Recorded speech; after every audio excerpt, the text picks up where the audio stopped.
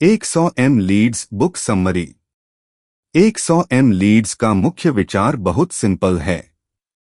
अगर आपके पास कोई अच्छा प्रोडक्ट या सर्विस है लेकिन कस्टमर्स नहीं हैं, तो बिजनेस ग्रो नहीं कर सकता।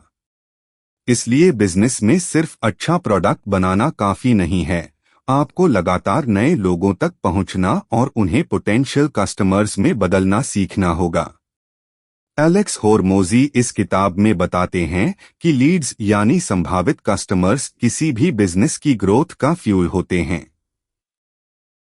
जितने ज्यादा सही लोगों तक आपका मैसेज पहुंचेगा, उतने ज्यादा लोगों के कस्टमर बनने की संभावना बढ़ेगी। लेकिन यहाँ एक इम्पोर्टेंट बात है, हर लीड वैल्यूएबल नहीं होती। आपका लक्ष्य सिर्फ ज्यादा लोगों तक पहुंचना नहीं, बल्कि सही लोगों तक सही मैसेज के साथ पहुंचना होना चाहिए। एक लीड्स आखिर होती क्या है? लीड वह व्यक्ति है जिसने आपके बिजनेस, प्रोडक्ट या सर्विस में किसी तरह की इंटरेस्ट दिखाई है। मान लीजिए आप फिटनेस सर्विस देते हैं। इंस्टाग्राम पर कोई व्यक्ति आपका वीडियो देखता है, फिर आपकी प्रोफाइल पर आता है और आपकी सर्विस के बारे में पूछता है। वह व्यक्ति एक लीड बन सकता है। बिजनेस ग्रोथ का बेसिक फॉर्मूला कुछ ऐसा है। ज्यादा सही लीड्स, ज्यादा अपॉर्चुनिटीज, ज्यादा कस्टमर्स, ज्यादा रेवेन्यू। इसीलिए होरमोजी के अनुसार एंटरप्रेन्योर्स को लीड जनरेशन को बिजनेस की सबसे इंपॉर्टेंट स्किल्स में से एक समझना चाहिए। पहले एक अच्छी ऑफर बनाइए। अगर आपकी ऑफर कमजोर है, तो केवल मार्केटिंग करने से समस्या सॉल्व नहीं होगी।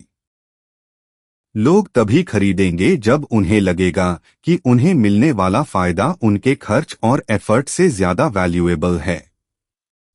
एक स्ट्रॉन्ग ऑफर में कस्टमर को साफ दिखाई देना चाहिए। उसे क्या मिलेगा, उसे कितना फायदा होगा, उसे रिजल्ट पाने में कितनी आसानी होगी, और उसे आप पर भरोसा क्यों करना चाहिए। इसलिए लीड जनरेशन शुरू करने से पहले अपनी ऑफर को मजबूत करना जरूरी है। 3 वार्म लीड्स और कोल्ड लीड्स। किताब में लीड्स को समझने का एक यूजफुल तरीका है वार्म और कोल्ड ऑडियंस। वार्म ऑडियंस वे लोग हैं जो आपको पहले से जानते हैं, जैसे आपके फॉलोअर्स, पुराने कस्टमर्स या आपके कंटेंट को नियमित रूप से देखने वाले लोग। कोल्ड ऑडियंस वे लोग हैं जिन्होंने आपके बिजनेस के बारे में पहले कभी नहीं सुना। वार्म ऑडियंस से बात करना आसान होता है क्योंकि ट्रस्ट पहले से थोड़ा बना हुआ होता है। कोल्ड ऑडियंस के लिए आपको अटेंशन के साथ साथ ट्रस्ट भी बनाना पड़ता है। 4 सबसे पावरफुल तरीका, लोगों तक खुद पहुंचना।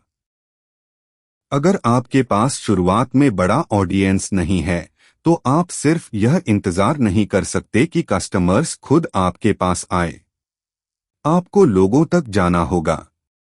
इसे आउटरीच कहा जा सकता है।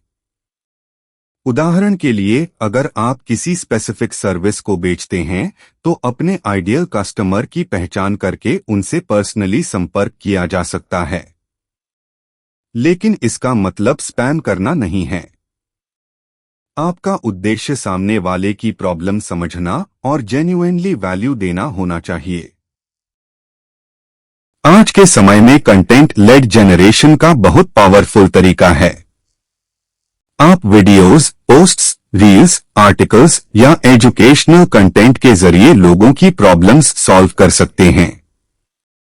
मान लीजिए आप बिजनेस कंसल्टेंट हैं। अगर आप लगातार ऐसे वीडियोस बनाते हैं जिनमें एंटरप्रेन्योर्स की कॉमन प्रॉब्लम्स के सॉल्यूशंस बताए जाते हैं, तो धीरे धीरे लोग आपको एक्सपर्ट के रूप में देखने लगेंगे। फिर आपका कंटेंट सिर्फ व्यूज नहीं लाता, वह ट्रस्ट और लीड्स भी जनरेट करता है। 6 रेफरल का इस्तेमाल।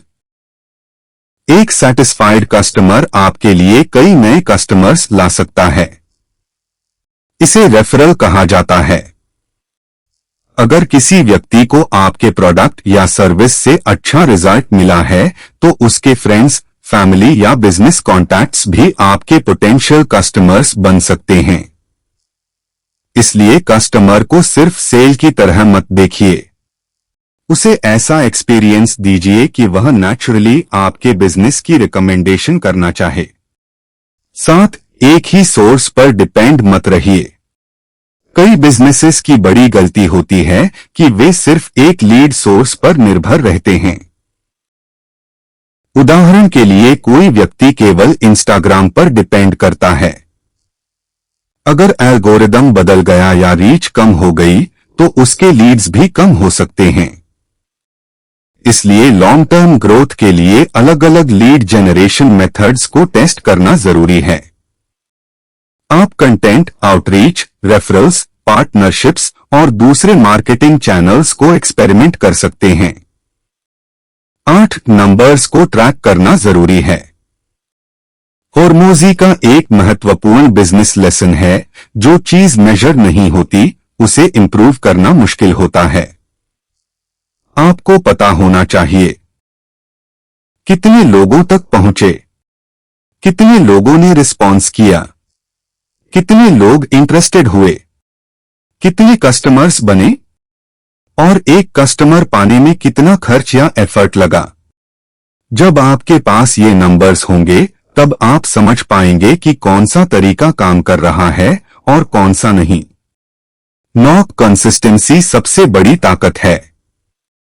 लीड जनरेशन एक बार करने वाली एक्टिविटी नहीं है। अगर आज आपने 100 लोगों से संपर्क किया और कल कुछ नहीं किया तो बिजनेस लगातार ग्रो नहीं करेगा। आपको एक ऐसा सिस्टम बनाना होगा जिसमें हर दिन या हर सप्ताह नए लीड्स जनरेट हों।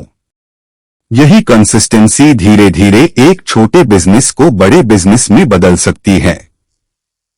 किताब की सबसे बड़ी सीख। 100 लीड्स हमें यह समझाती है कि बिजनेस में ग्रोथ केवल अच्छे प्रोडक्ट से नहीं आती। आपको लोगों का अटेंशन हासिल करना, ट्रस्ट बनाना और लगातार नए पोटेंशियल कस्टमर्स तक पहुंचना सीखना होगा। अगर आपके पास शानदार प्रोडक्ट है लेकिन कस्टमर्स नहीं हैं, तो समस्या शायद प्रोडक्ट में नहीं बल्कि लीड जनरेशन सिस्टम में हो सकती है। इस किताब का सबसे प्रैक्टिकल लेसन यही है। पहले सही ऑडियंस पहचानिए, फिर उसके सामने सही मैसेज रखिए, लगातार वैल्यू दीजिए और जो काम कर रहा है उसे नंबर्स के आधार पर बार बार इंप्रूव कीजिए। किसी भी बिजनेस की ग्रोथ अचानक नहीं होती, वह छोटे छोटे एक्शंस के रेपिटेशन से बनती है। आज कुछ लोगों तक पहुंचिए, कल उससे ज्यादा लोगों तक पहुंचिए।